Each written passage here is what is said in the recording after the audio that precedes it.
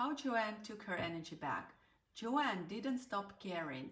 She stopped confusing other people's pain for her purpose. Let me tell you how that happened.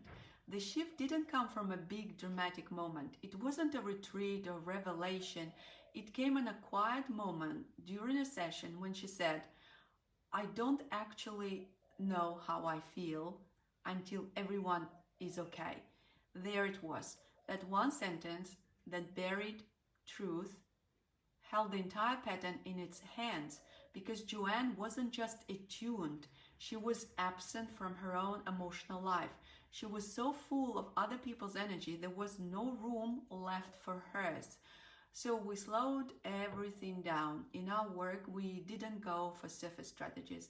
We accessed the deeper pattern, the automatic internal grab her nervous system made towards others' pain before she even realized it was happening.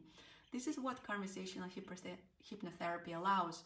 We don't just talk about the problem, we interrupt it from the inside where it lives.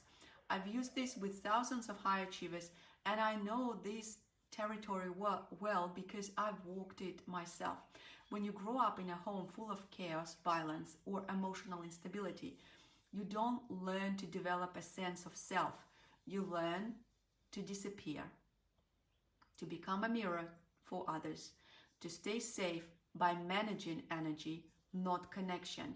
And I lived through that in childhood in a 15-year narcissistic marriage. And I had to rebuild trust in my own feelings, one layer at a time. Joanne did that too. And here's the reframe that changed everything for her. I'm not responsible for what I sense. I'm responsible for what I carry. Because sensitivity isn't a burden. It becomes a burden when it's fused with responsibility for what isn't yours. And once Joanne integrated that, not just intellectually, but somatically, she started to notice her body saying no earlier. She felt less guilty for resting, less obliged to fix. She could feel the presence of other people's emotions without merging into them.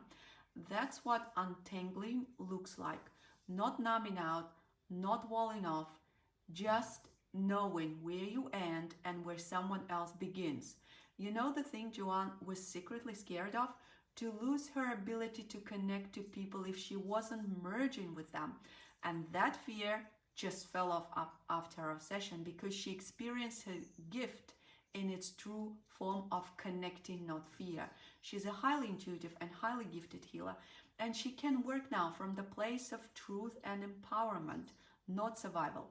If this series struck a chord, stay with me. This is just the beginning. In the next one, I'll take you deeper into how to reclaim the parts of yourself that were lost when survival meant emotional invisibility. You deserve to come home to yourself.